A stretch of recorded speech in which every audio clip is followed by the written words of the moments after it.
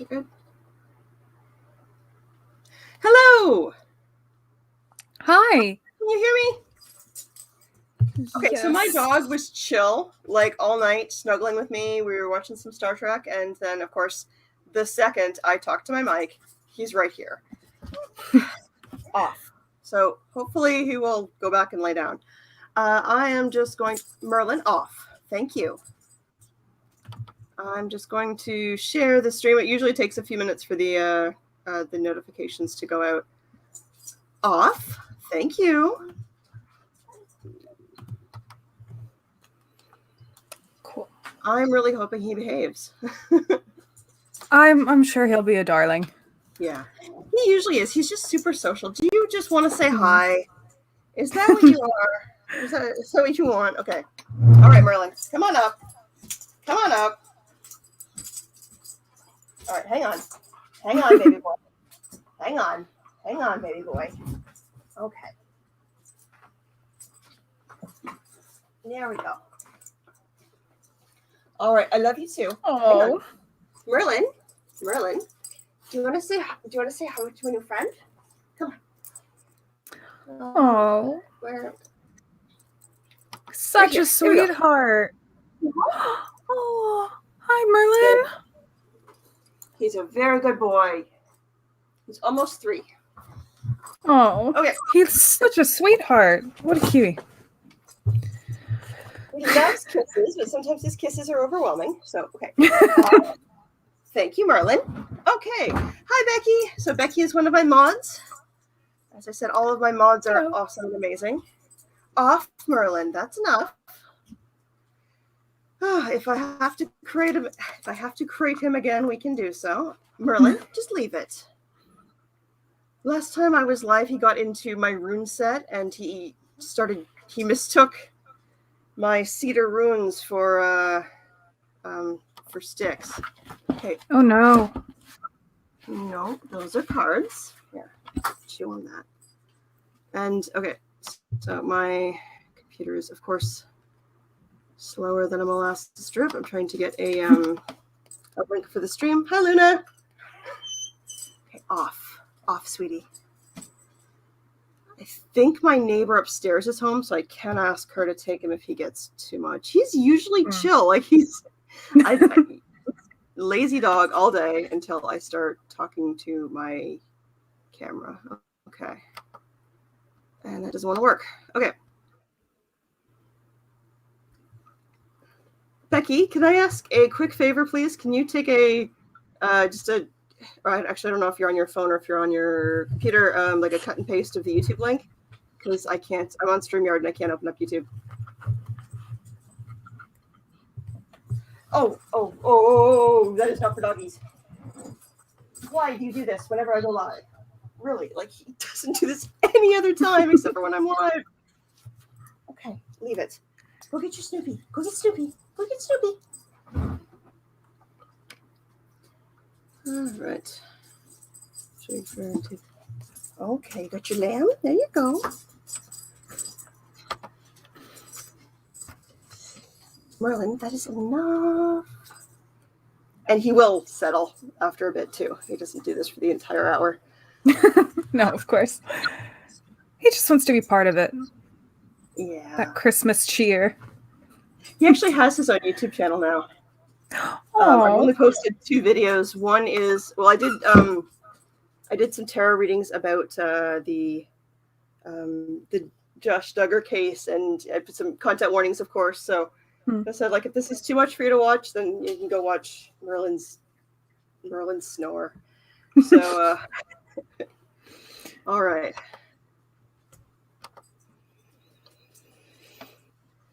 You got Snoopy. This is Snoopy. And yes, I know that Snoopy is also a beagle, so it's beagle cannibalism. I don't know why I can't open up a tab. Here, I've got Twitter open. Oh, I know why. Okay. That's my fault.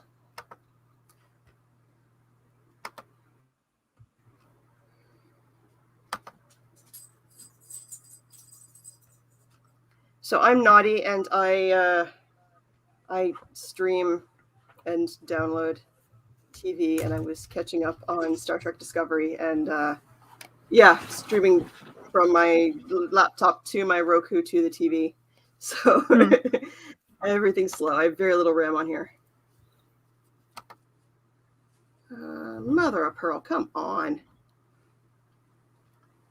Can I get to my comm channel? Okay, I am going to... No, I'm not going to do that. We're just going to wait a few more minutes if I need to log out and then log back in. That tends to be the extent of my tech support knowledge. I mean, same.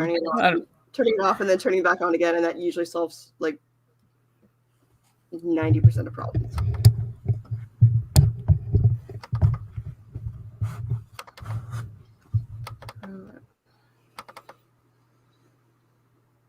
Okay, this is taking too long, so I am going to dart out quick, and I will be right back. Okay. This will take seconds.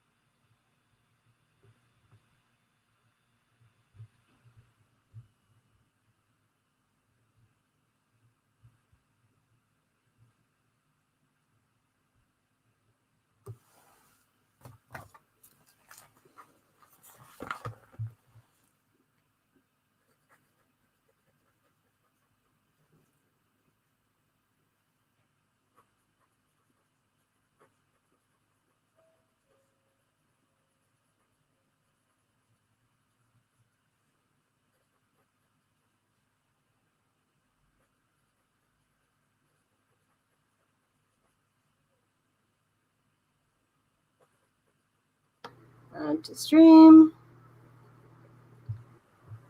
You're already in the stream. Okay, I'm back. I think we're in action now. All right. I'm just sharing the link quick, and then we should be ready 11 minutes in. So tell us a bit about yourself. Hi, yes, thank you. So my name is Vaughn. I am originally from Philadelphia, and now I live in London, England, where I am now. I study Christmas films and the early Cold War and how Christmas films can be used as a genre to kind of subvert political messaging and create and change the culture as it was. So I'm looking at Christmas films as kind of a case study of how Hollywood impacts the wider culture by releasing films. And through that, I get to study Christmas all year round. Which I think is amazing. I have been a little bit bah humbug this year, and I've been looking forward to this for a while, and I think this is a great way to get in the Christmas spirit. My daughter is at work, I think, until like 9, so she can't join us today, but I'm certain that she is going to be super excited about the replay too. Okay, so I've got that.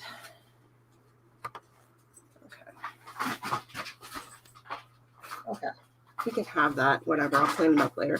Okay, so hello, Emma, and we've got Becky already. I've said hello to, what's we got here? And hello, Luna. Okay, so more people will come in as we get going. All right, so what have you found in terms of Christmas and political messaging? Because certainly what we think and feel about Christmas has changed a lot since Christmas became a thing, and even generation after generation, Christmas changes, and I think that pop culture and movies has a lot to do with that. Yeah, I think that's the really fascinating thing, is that Christmas means so much to so many people, and we all have a kind of collective idea of what Christmas is, at least in our regional areas, and to a sense on a national and even continental level within North America, at least. But then we also have such individual kind of connections to it, and associations, and films that we deem Christmas films that other people might not, just because of how we watch them and what our personal traditions are. So I think Christmas is such an interesting kind of case study for cultural relations, because you have this national and then local and then individual level that all kind of synthesizes to the same thing eventually, but can be so different and personal. I find it fascinating. Absolutely. And we all have our favorites and then things we grew up watching, and I think that shapes a lot of what we like. So I saw on Twitter that you'd posted about Shrek being a Christmas movie, and I love that. Yes. Magic and fantasy to Christmas, and the argument that we're hearing so much in today's culture is about Die Hard and whether or not Die Hard, the big thing we keep hearing about is whether or not Die Hard is a Christmas movie. So what is your take on that? So the Shrek thing was a little bit of a joke, but I will make an argument about it. So Die Hard, I think, is a Christmas film. And I think that because I've been studying Christmas films for 3 years now, and I've come to the realization that there's no such thing as a Christmas movie. Christmas films as a genre don't exist. Christmas is a subgenre that's applied to other films. So you can have a musical that is a Christmas film, or a romance that is a Christmas film. You can have a thriller or a horror or an action film that is also a Christmas film. And I think especially in the 1980s, with the other films that were coming out that are Christmas films, like Gremlins and A Christmas Story and Scrooged, they all have quite I love Scrooge. Scrooge came out the same year as Die Hard.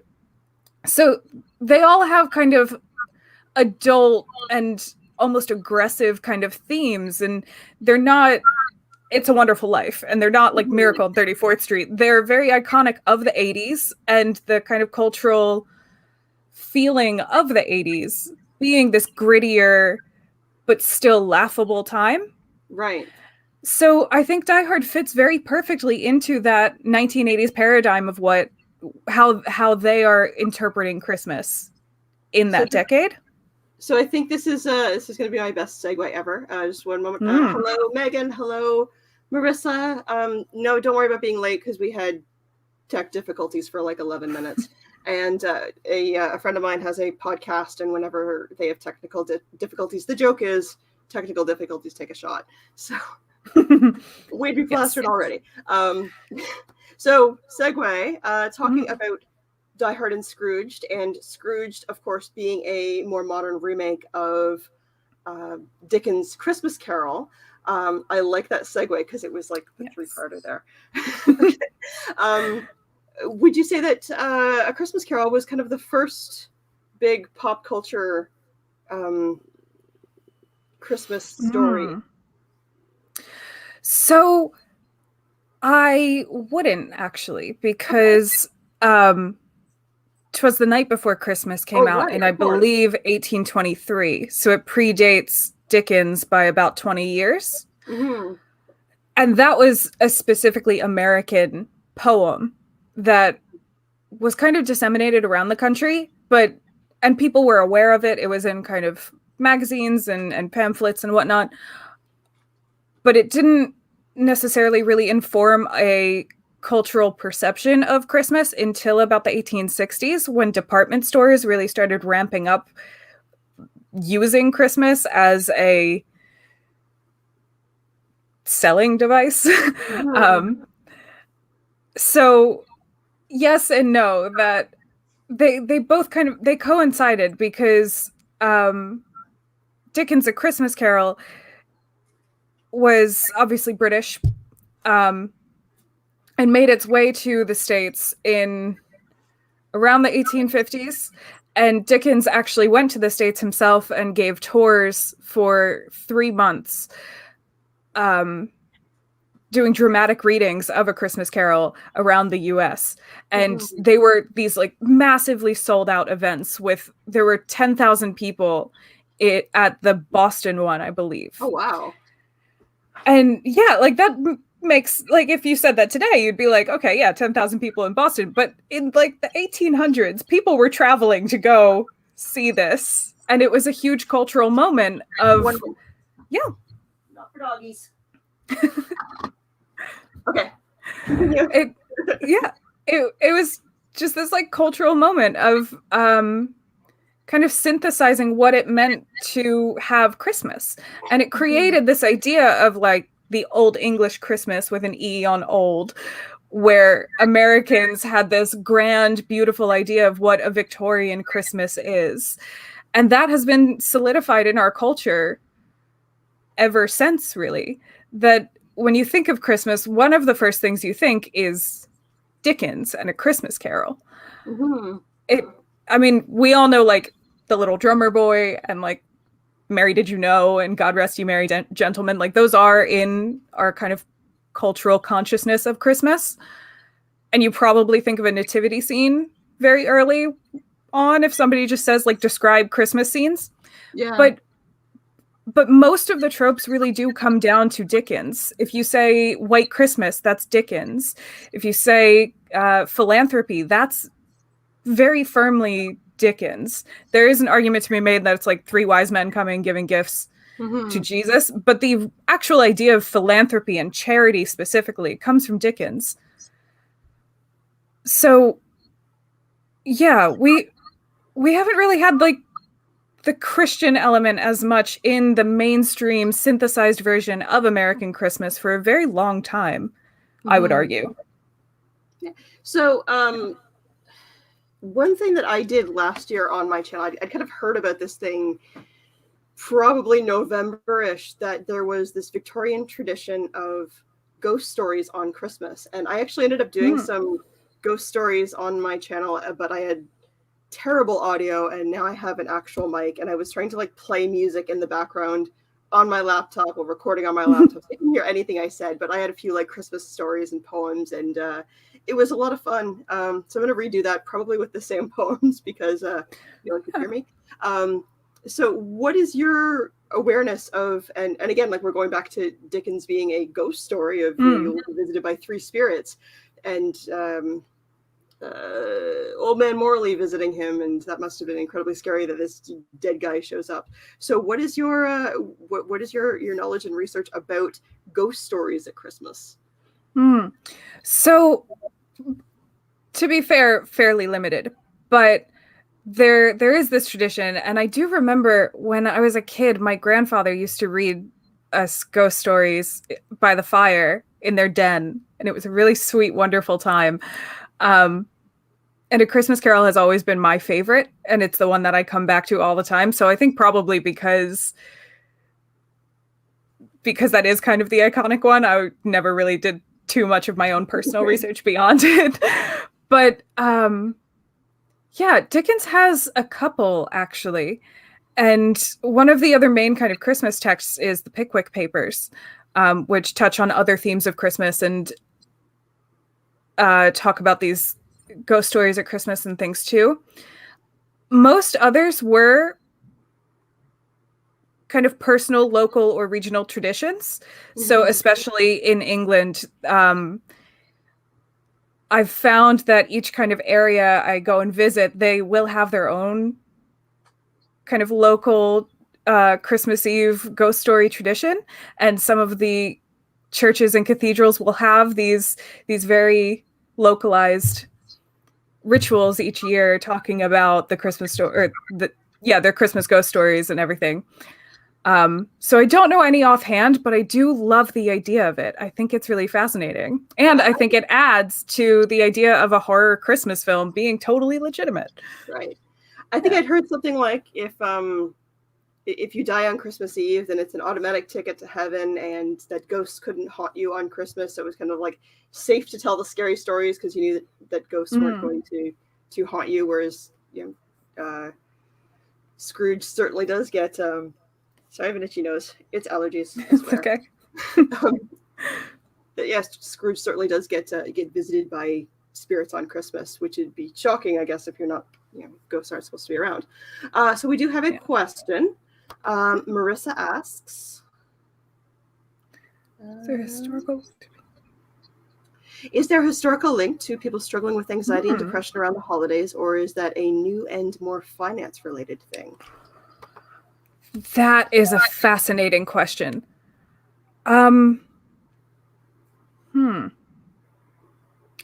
So I have actually been doing some research into this. One of my chapters is on mental health and how it's presented on screen in the Christmas films from the Cold War period.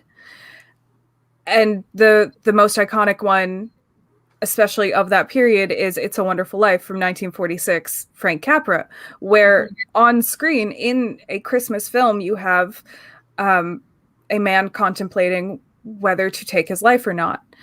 And that, at the time, was kind of just accepted as part of the film. And because it's such a tradition, especially in the US, to watch that film every year at Christmas, it almost gets overlooked as kind of passively, this is just part of the season. So what I've been doing with my work is trying to dissect that and understand what that association is, because as you say, there is an anxiety and depression link to Christmas, especially now. And I'm trying to see if it was back then also. And from what I have read so far, it does seem to at least go back to the post-war period. Whether that's because of the kind of cultural situation that people were in, the political climate with so many kind of pressures of atomic threats and suspicion of communist behavior, and like with the McCarthyism and everything, whether that's a product of that time or not, it does coincide with Christmas and how Christmas is presented, that there are these mental health themes. Sorry, go ahead. And going back to you talking about all art is propaganda, and that many Christmas movies have that, it almost could be like a PSA that you have a reason to live, and that the world is worthwhile because you're in it. And So I should have put some trigger warnings up, I guess, before we started talking about this. But so yeah, content warning. We're talking about mental health and risk of taking one's own life. I hope that we're okay with that. And yeah, we just lost half our viewers. But hopefully everybody's okay. Certainly, if you're not okay, please. I will list some numbers below. But yeah, I can see how that kind of plays in as a PSA when people are dealing with very emotional issues, and if that's kind of a thing that from what I understand was kind of like about post-war time, so maybe they're seeing an increase in mental health behaviors, especially among men, and so it's like here's a movie of why this is the time to do it. Yeah, and Capra addresses some of that in his autobiography, talking about It's a Wonderful Life, that he was making this film rather for the unappreciated people in the world, to make sure that he can tell his audience that he loves them and that they have inherent value because they are human beings.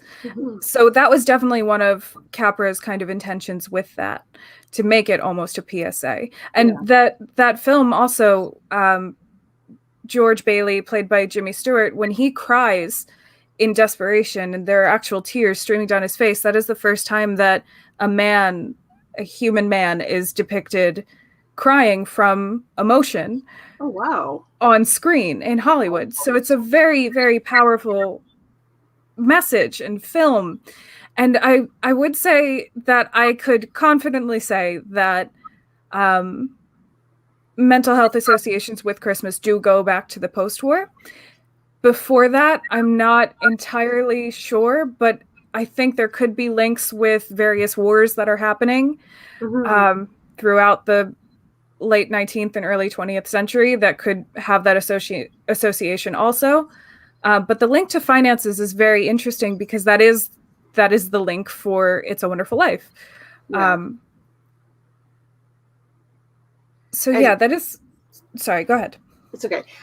Because I have RAM issues, also I end up like talking over my guest because there's a delay. So I do apologize if I come across as interrupting you.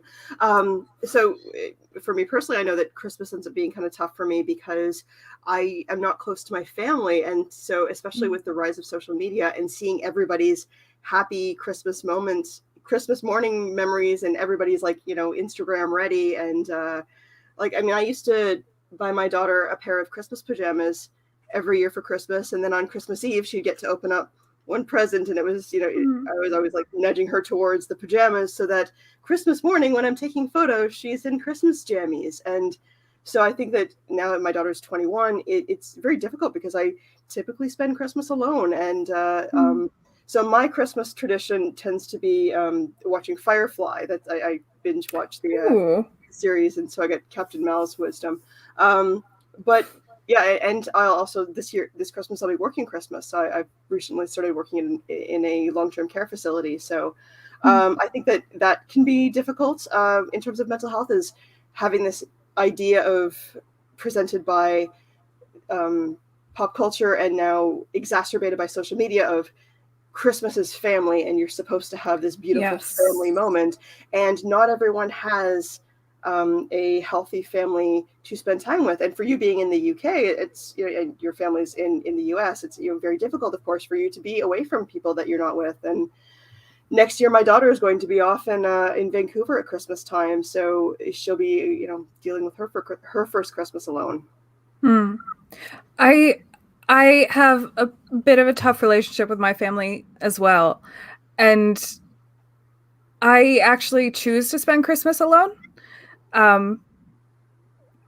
I have wonderful friends and people whom I consider to be family in the UK who do invite me every year, and I've been to those Christmases and it's wonderful, but I really try to own it, and I watch Star Wars every Christmas. Okay. So I love the sci-fi link. But yeah, I also choose to spend the day alone because I think there's so much merit in just the ideas of what Christmas is. Right. It's about love and kindness and generosity. And I think one of the most beautiful expressions of that is to extend that generosity to yourself and give yourself a day to just do what you want to do. when there are so many kind of like societal and cultural expectations for you, especially on that day of what did you do on the 25th of December? What does it matter? Really? Yeah. I think it's a great kind of subversive thing to just take it for yourself and live how you want to live on that day. Yeah. There's always the pressure of everyone asking you for the next week until New Year's. Oh, what did you do for Christmas? And, you know, I got drunk and watched Firefly on my couch. And it was great. It was great. That's what I do. The bottle of port, Star Wars all day. Great day. I think I discovered like whiskey and Dr. Pepper, and that ended up being my go-to. So there you go. I'm also lactose intolerant and love eggnog, and so nobody has to deal with my my lactose intolerance. So yeah, it's all the eggnog. Why isn't there a lactose-free eggnog? I don't know. I mean, there's like nog type beverage that you can get in the vegan section, but no, I just want like the carton of eggnog that's lactose free, and then I'm gonna go to town. Do you have cojito or rompo? I found out about cojito through watching the Charmed reboot. So the first season they have this huge gathering, and they are burritos. So they've got the the witchy slant to it and the Hispanic slant to it. They're Latino women, and so they have some cojito, and yeah, it looks delicious. And it's delicious. So yeah, and horchata, like that's it's rice based, I think. So yeah, it's worth it. It's delicious. That's one of my go-tos. Okay, but anyway, but yeah, I think I love spending Christmas alone, and it's been a couple years now that I have, and now I can confidently just say like, no, I'm spending it alone by choice. Like this is on purpose kind of thing, and really own it. And it feels kind of empowering in its own way. And but I guess for me personally, it's a little different because I do study Christmas 365 days a year. So to actually take the day off for me feels like this like subversive act where I'm like sticking it to the man almost. But do what you want to do on Christmas. In Miracle on 34th Street, Kris Kringle says that Christmas is not just a day, it's a frame of mind. And that just comes down to having the like quote unquote Christmas spirit of love and peace and generosity and kindness and all of the things we associate to it, carrying that throughout the year with you. So it doesn't matter what you do on the 25th of December. It doesn't matter who you spend it with, as long as you are happy and doing what you want to do. That's the Christmas spirit, in my opinion. Yeah, my one of my dad's favorite things, and people kind of like might think it's a bit weird or creepy, but it's not creepy. Like my dad's not a creepy guy.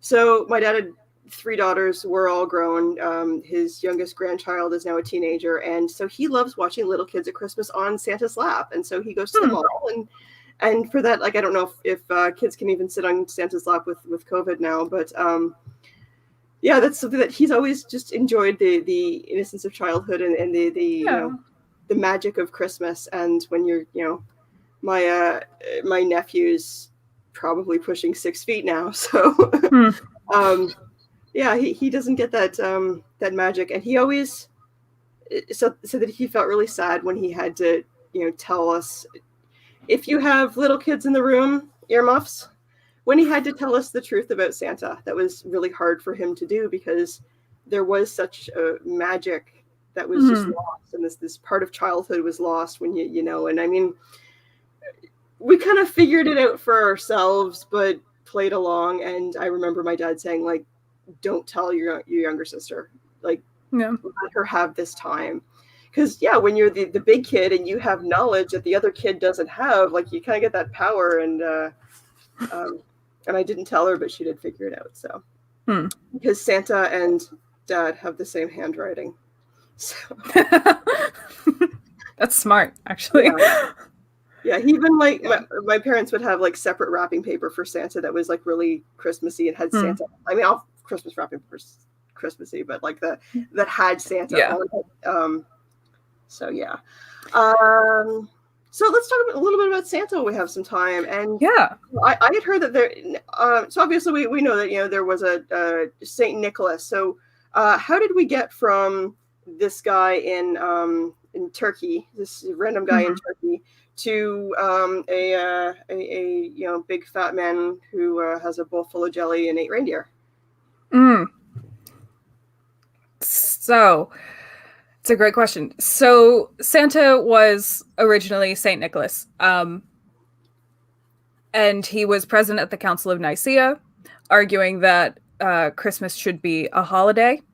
I didn't know that he was at the Council of Nicaea. That is so interesting. He actually, well, it's rumored, but at the Council of Nicaea, he got into such a heated argument with the other fundamentalists that he punched one of them in the face in defense of Christmas and in defense of the Trinity, the Holy Trinity, and all of that. Not just Christmas, but so I mean that really makes Die Hard a Christmas movie because exactly it's founded in violence. Exactly. So it's a very right in the name of Christmas. It's a very interesting story, and one that had been passed down for centuries about Santa really sticking it out for Christmas. Love it. But so that the story of Saint Nicholas is that he is generous and a gift giver and a messenger of Christ to give gifts, which is the German Christkindlin, which is where Kris Kringle comes from in the English. So it is literally the giver of gifts of Christ, through several translations. And his myth kind of disseminated around Europe, worked into Indo-European and Germanic kind of cultural traditions, and also obviously in the Roman Christian tradition within the Roman Empire. And that filtered down into Anglo-Saxonism and created a more a vision of Santa Claus that's closer to what we see in the Western world of Santa Claus. And then ultimately in 1823, this is a condensed history, but in 1823, with 'Twas the Night Before Christmas, that's what solidified the Santa image for many Americans in very traditional kind of Indo-European clothing. But the red suit and the jollier man with the big beard and all of those kind of tropes that we now see, that comes from Coca-Cola and their advertising. My next question actually was, yes, how does Coca-Cola enter into the Santa? How do I want to? I don't want to say myth because I think that yes, Caroline, there is a Santa Claus. So we'll say narrative. Well, there's a really interesting thing about that. If I can take a little tangent real quick on that. So there's a historian named Stephen Hales who writes about our kind of consciousness of Santa Claus and uses Nietzsche to do so, and says, like, Friedrich Nietzsche says that we kind of got it wrong with the idea of gods, and that we separated from their myths so that we could use them to kind of create cultural definitions and cultural lines of morality, and gods of all sorts of religions. And that in the modern day, we're really, well, modern day being 19th century for Nietzsche, but we were really missing the point of what myths are. And myths are a moralistic guideline that isn't a cultural definition. So he says, Stephen Hales says, we did the opposite with Santa and we actually got it right, that he is a myth, that there's, and again, if you do have kids in the room, then earmuffs. If Santa cannot be real, because we know that where he comes from is St. Nicholas in kind of the 3rd or 4th century. and we're all kind of okay with that. And then we're okay with this man coming year after year for centuries to give gifts to everyone all over the world. Like, so many things aren't rooted in reality about the myth. So we can take those lessons of peace and generosity and love for your fellow man, all of the things that kind of Santa stands for, and we can really embrace that myth as a proper myth. And I just love that interpretation. I think it's really wonderful that we got it right with Santa by making him a myth. Right. I like that. I have a friend, and I forgot to tell him about you. Just you know, like when you think of things like, oh, I totally should have connected these two ideas, and you don't. I have a friend, Sean, in Florida, and he is like obsessed with Christmas, 365 days a year. Not in an academic way. He just loves Christmas, and I don't want to say that he's immature or not, because I think when it comes to actually like operating in the world, that he's very mature and very much a grown man. But he's maintained this sense of like childlike wonder, and I joke around that his husband has the patience of a saint. Like, this is a guy who, you know, in July will, you know, pop in the Christmas tunes, like whether or not he's just loving the mood or whether he wants to get on his husband's nerve. He has a tree up all year round, which is a holiday tree, because every so he practices neo-paganism, so we have 8 holidays, and so he decorates the tree for every holiday. So the fig tree in the living room gets decorated for Ostera or Easter decorations in the spring, and you know, it gets all decked out for Halloween in October. So that's part of who he is. So I am going to like hook you two up on Twitter to follow each other, because you'll have a date with him. Like, and being in Florida, like when they have a hurricane, he's concerned about his Guinness supply. So yeah, super cool guy. Love that. Yeah. So so you asked about Coca-Cola. Yeah. Oh yeah. So yeah, we're going to talk about Santa and Coke, and then I think, Megan, it should be safe for you to come back. So like a few minutes, 5 minutes. Okay. So yeah, just quickly, Santa and Coca-Cola. This all comes out of the kind of 1860s through 1890s period, where advertising and specifically department stores realized that they could make Christmas kind of like a cash cow. Yeah. And this is the point in my dissertation where I see Christmas is changing from, like, we have these pagan and Christian roots. So it goes through paganism, it goes through Christianity, and then it comes into this kind of cult of commercialism, where you have these palaces of consumption, are how they were termed in the 1800s, being department stores. That we have this place of worship and regalia and reverence being department stores. And in the center of them, in the 1890s, comes Santa Claus. And they have these ornate, gorgeous window displays and Thanksgiving festivals that end with Santa Claus coming in. And there's just so much kind of revelry and reverence really around Christmas in these commercialist centers. And that's where all of the kind of regional and international ideas of Christmas really take root and solidify into a synthesized version of American Christmas for Americans specifically, is in Macy's, that has stores dotted around the East Coast, where they can all portray the same vision of Christmas and all have a Santa Claus in store and push the same narrative. That's where things really synthesize for a country that isn't completely united on those kind of cultural fronts yet. So that's where Coca-Cola comes in, brings in their advertising, saying we can make so much off of this, creates the iconic red suit and beard and green gloves, all of it. Playing on tropes from The Night Before Christmas and really bringing it into a public consciousness nationwide.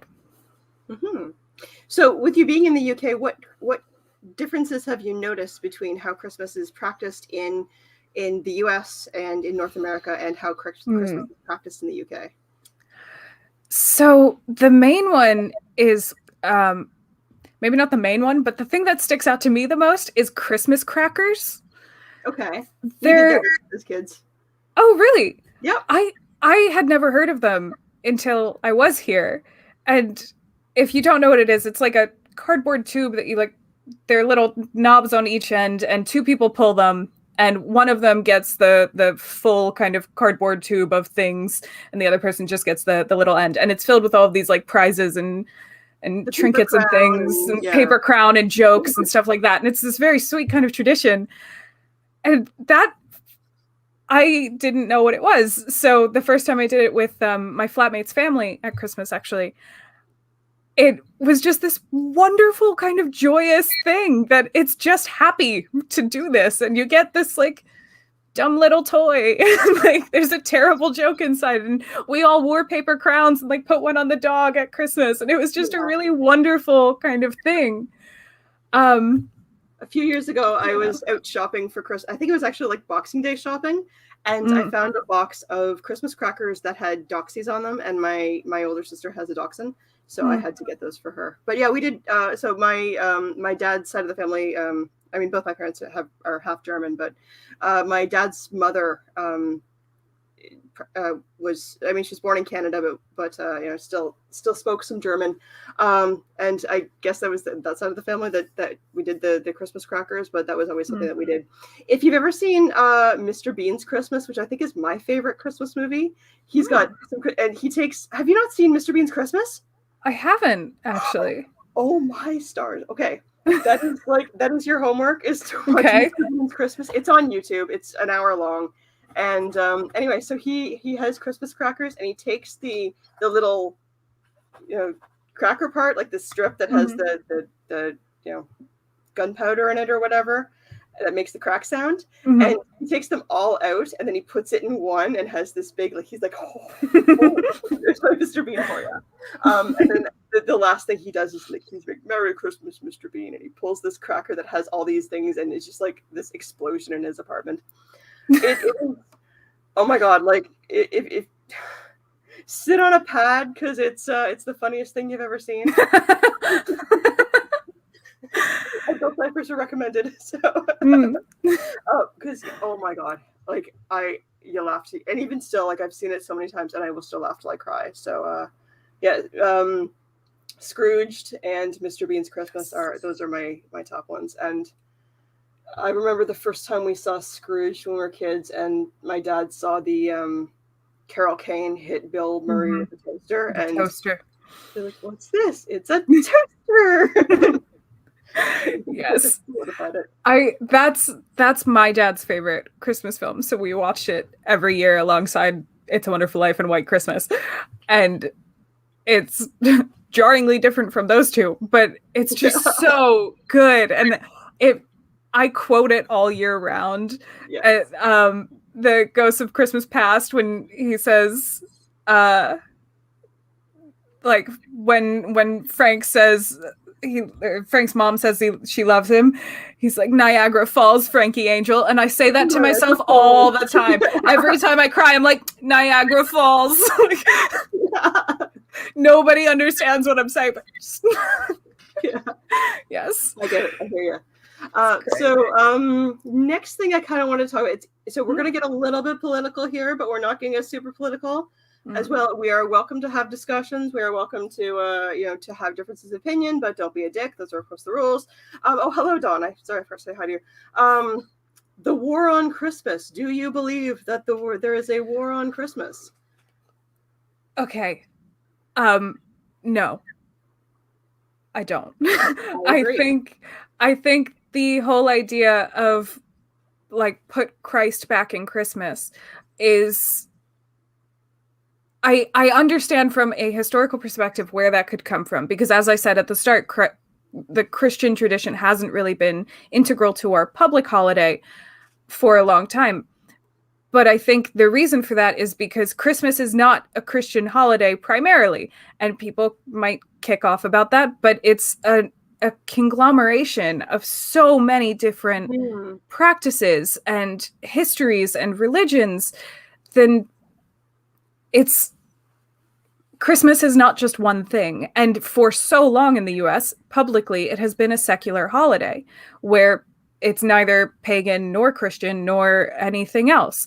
It's a holiday that a lot of people celebrate regardless of their background. I was not raised with religion at all, and I'm a Christmas historian.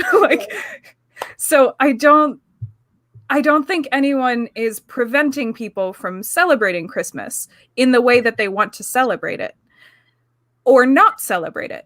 I think the idea of putting Christ back in Christmas is very narrow-minded and really kind of challenges the beautiful multiculturalism that is present in the public celebration of Christmas. When people can come around to a community tree lighting, it's not about roots of Christianity and putting the candle on the tree being the symbol of Christ.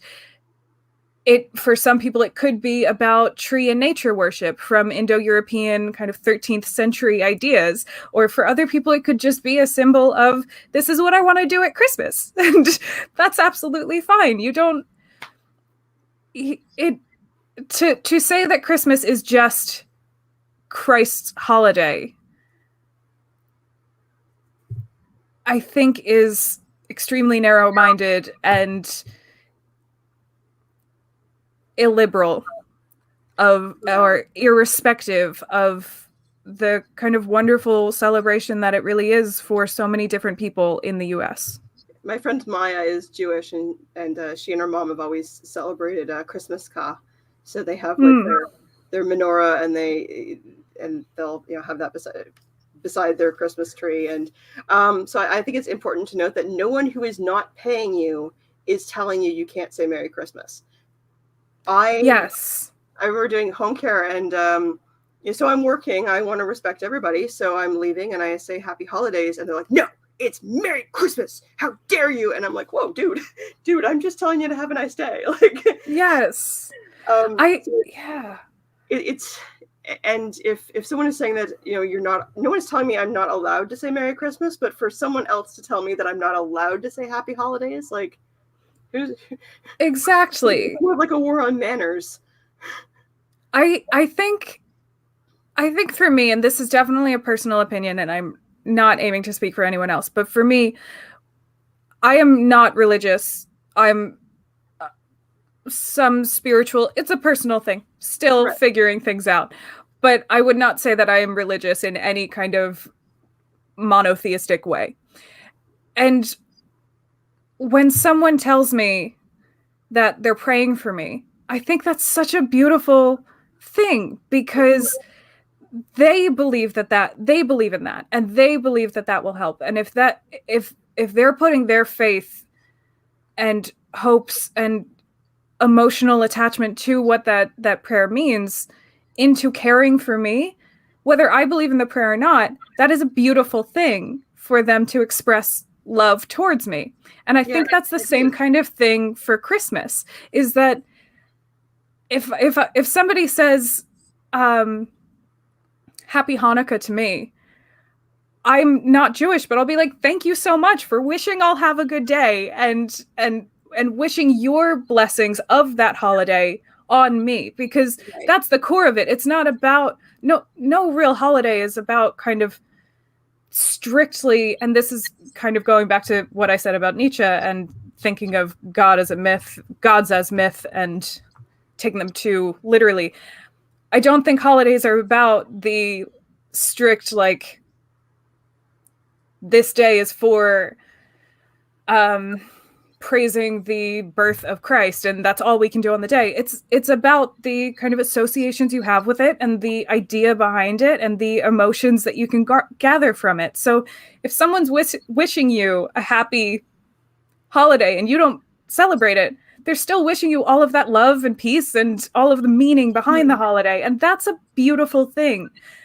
I don't think it should be this threat almost that, like, you don't get to celebrate Christmas because I said Happy Hanukkah. And it's like, what? How does that make sense to anyone? Really, in my own opinion. My response is always same to you, because clearly they celebrate that holiday. Same to you. Happy Merry Christmas, same to you. Happy Hanukkah, same to you. Like, you don't have to be a dick about it. Exactly. When someone tells me that we need to keep the Christ in Christmas, I typically respond by keep Saturn in Saturnalia. as Saturnalia was also celebrated on December 25th. Yes. But yeah, that's me. I had another question. What was it? I can't remember. Does anyone else have any questions for Vaughn while we're here? So in high school for several years, I worked as a photographer for Santa. No, I was not an elf.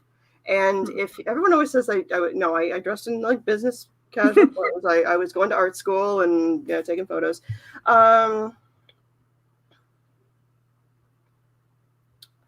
So yeah, I had to endure being in a mall during Christmas, and I have a distaste for many of the Christmas tunes. Now, I love the old hymns, even though I'm not Christian. I love "O Holy Night," and my favorite is "O Come Emmanuel," or the old ones. I am like massively obsessed with Corey Hart, and he did a new song called "Another December," which is about losing his mom and like the first Christmas after losing his mom. But yeah, why is modern Christmas music that we hear in malls so terrible? Can you answer this?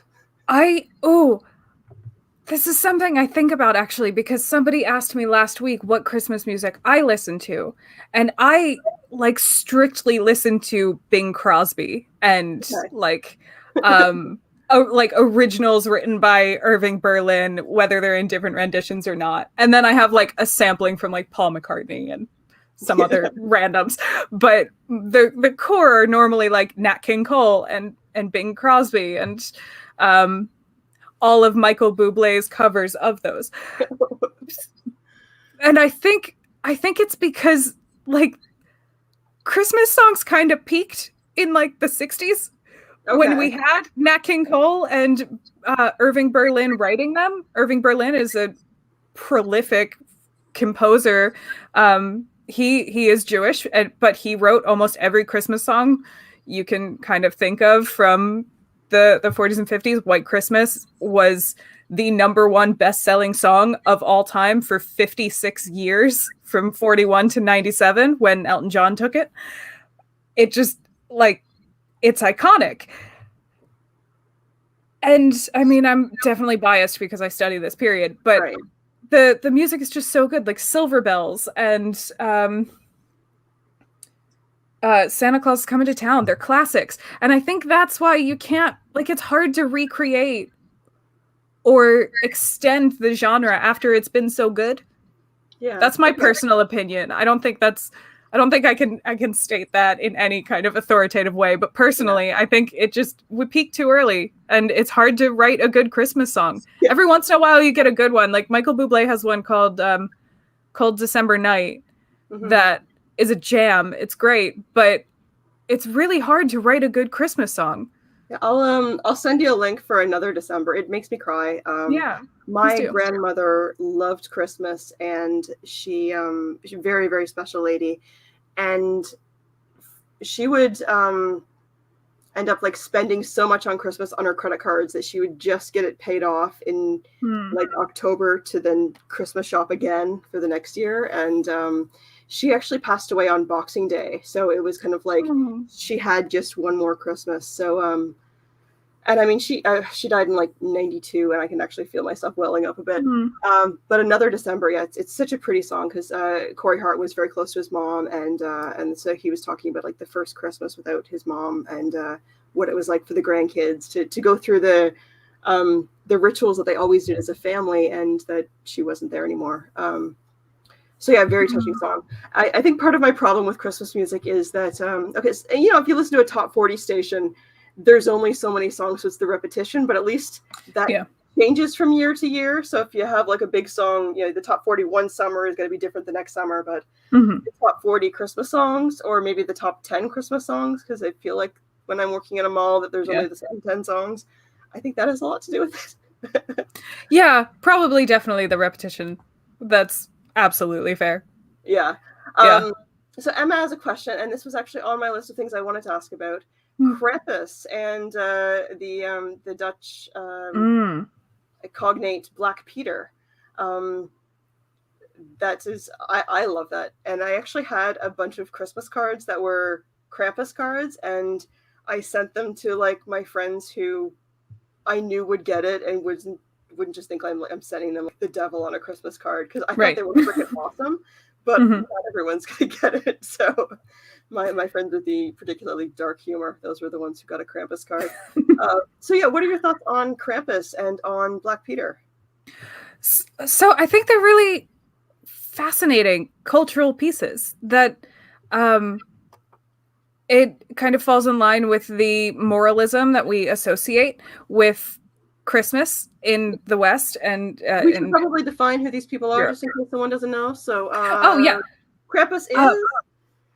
So Krampus is and please help me out if I get this wrong, but a demon-like kind of character who is the opposite of Santa Claus, essentially. That it's a moralizing tale for kids to be good, or else Krampus will come and eat you in some of the traditions on Christmas Eve instead of Santa Claus coming and giving you gifts. Yeah.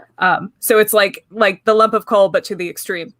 Yeah. So in North America, if you're good, you get toys. If you're bad, you get a lump of coal, which I did that to my sister once. Like, when I got charcoal from the barbecue, she was so mad at me. Never again. Like, oh, I thought it was funny, but apparently I'm the only one. Oh, that's funny. The good kids get taken away, or the good kids get presents. This is a German tradition, and the bad kids get taken away by Krampus, who I think that Black Peter is Santa's brother. I think in the and I wish I told you I had two mods, and they're both in the Netherlands. So, and they're both asleep because it's the wee hours of the morning, and I don't expect them to mod for me at that hour. So I would love to have Yasmin or Cheryl tell us about Black Peter. And I know that there's some issues because Black Peter is black, and there aren't a lot of black gentlemen to play with. So I mean, there's lots of white gentlemen to play Santa, but so there's this issue with blackface. And I mean, I don't know what the answer to that is, and I don't want to speculate, because I in general think blackface is wrong, but at the same point that's part of the costume. So maybe it means having some more inclusive actors to play. But then again, like, I don't know. My daughter's father's family is from the Caribbean, and there was one time he was asked in a Christmas play to play the Bill Cosby character, and it's like, what? Because I'm the black guy, I have to play that, and not knowing what we know now about Bill Cosby. Right. And I remember being upset when my daughter's Christmas play, when they wanted her to do the Kwanzaa part. Why? Because she's half black. When she actually celebrates Yule, and none of the other kids do, maybe instead of giving her the lines for Kwanzaa, she could have some lines about her own holiday. And so, anyway, that's... Yeah. We don't have the answers for this on my little YouTube channel, so that's just a thing. So, anyway, tell us if there's anything more you know about the Krampus. Yeah, so they're moralizing myths that come in a different form than we see in the modern history of the West. We don't really have any traditions that I can think of that have that kind of extreme nature to it, that a child will be taken away. All of our myths are kind of positivist myths, where the worst thing that is going to happen is a lump of coal. And some people say, like, okay, like the boogeyman, we have this like kind of figure of the boogeyman who would take kids away or something. Mm-hmm. But I don't think that that's like on the same level as Krampus. Krampus, on the other hand, is part of this Indo-European and Scandinavian Germanic kind of tradition and myths similar to Krampus, where that is such a deeply rooted thing in European mythic histories back to ancient Greece and Rome and even Egypt and Mesopotamia. There are like these myths of kind of extreme reactions for certain moralizing behaviors, whether you do them or not. So what I think is interesting there is that it is so deeply European and Indo-European in its history and presentation and everything. But I think it's also interesting that we drop that off in the West and that we don't have traditions like that. Because why don't we have traditions like that? If all of our kind of cultural ancestry, not all of it, but largely cultural ancestry of Americans and North Americans, are European. So why don't we carry those myths over with us? And where did they go? How did Krampus kind of turn into a lump of coal for the North American traditions? I don't know the answer to that, but I find it really interesting. And even in some Celtic cultures, the idea in Irish and Scottish mythology of various types of fairies or creatures who would take children away and replace them with a monster or something along that line. I mean, there's we had Morgan Daimler on the channel in October, and she's like the fairy whisperer. She knows everything there is to know about like Celtic folklore and fairies. And so yeah, we were talking about fairies and the idea of and that was a really real fear that they had was about your kids being taken by a fairy, and they weren't like the Victorian pixies that we think of today. They could be quite nasty, and maybe that's Krampus was some sort of fey type creature, because they certainly could be good and bad. I did my master's. I wrote my dissertation on ancient reproductive demons and how they would attack women in sorts of ways that also match on to reproductive disorders and diseases, largely looking at endometriosis because I have endometriosis, and I thought it was fascinating to look at how the ancients viewed it and created myths to explain those things. But the interesting thing about those demons is that they would also take children, and that was different from other demons and just kind of mythic figures and creatures in ancient Greece, that it was always tied to a female demon who would take children. And I think it's very common for a female, or like one of them was shapeshifting, the Impusa. And I think that that's a really interesting kind of trope that carries into fairies and pixies that isn't involved with Krampus, because Krampus is normally male.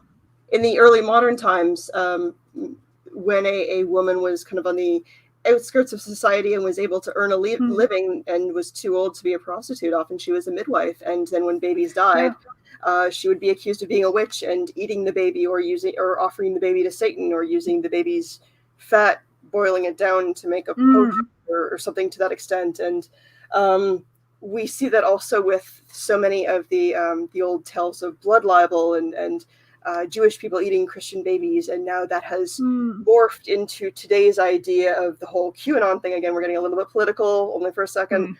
Of certain political figures and celebrities being accused of milking children for adrenochrome, which I mean, this basically just comes from the old blood libel of Jewish people. So the idea of children being vulnerable is certainly part of Western history. Yeah. Hello. Yeah, no, definitely. Okay, so we're going to talk about some light stuff. What is your favorite Christmas movie? So I absolutely love It's a Wonderful Life. I watch it all the time. Not even just at Christmas. I watched it this week. I took a friend who had never seen it to the Prince Charles in London, and we watched it in a cinema, and it was fantastic and wonderful. Very COVID safe, just for everyone aware. But so I really love It's a Wonderful Life. I absolutely adore White Christmas from 1954. Those two were kind of like centerpieces of my childhood. But then the 2019 Klaus is now one of my absolute favorites. Have you seen it, or do you know of it? Not yet. I think I've heard of it. Oh, it's fantastic. It's so good. It's a Sergio Pablos film, and it's an animation that's completely hand-drawn, which is unheard of now. Mm-hmm. With a brilliant cast. Joan Cusack's in it. J.K. Simmons plays Klaus, who is Santa Claus. Jason Schwartzman and Rashida Jones are in it. Norm Macdonald, fantastic cast. But it's this completely original tale about an origin story for Santa Claus. And it's beautiful and touching and so rare to see an original storyline for Santa, or an original storyline in any Christmas film, because they're all very formulaic. If you're using the Christmas tropes to make it a Christmas film, it's going to be formulaic almost always. So just for Sergio Pablos to make this absolutely stunning, gorgeous, emotional film that was his kind of like baby for 15 years and his dream to create this film, it's so stunning and funny and heartwarming. It's one of my absolute favorites now. I watch it. I've seen it several times and it only came out in 2019, but it's really just an incredible thing. And it has the feel of a very original kind of Norse myth. Like you would believe that this is a traditional mythology, but it's not. It's just from Sergio Pablos being brilliant. I love it. It's so good. You should really check it out. And Megan says it's on Netflix, so I'll have to check it out. Yes, it is. Okay, so I think we're ready to wrap up. Thank you so much, Vaughn, for coming on tonight. I've had a great time. You're welcome back anytime if you want to talk about anything other than Christmas, or we can hang out next year. Thank you to my mods. Yay! My mods are awesome, and I couldn't have a channel without you. Thank you to the replay crew, everybody who's tuning in after the fact. Thank you for those who are in the chat and who are watching live. I am so appreciative of all of you. I will be back on a regular schedule of doing lives in the new year, as I'm starting a new job and I have no idea what my schedule is going to be. I may end up doing like pre-recorded Friday nights if I'm working on a Friday night, so that I actually have something to come out Friday night. But thank you so much again, and I will see you around. If someone wanted to talk to you more about Christmas, is there somewhere that they can reach you? Yes. So I am on Twitter at gvaughnjoy. And I also have a podcast, which is called Impressions of America, where we talk about this and many other kind of things. We have several Christmas episodes, though, because of me. And Impressions of America is on all of the kind of podcast networks. So iTunes, Spotify, Google Podcasts, all of those. And we're also on Twitter at USA Impressions. So get in touch. Thank you again so much. Thank you. May you pray with a good fire. Bye, pumpkins.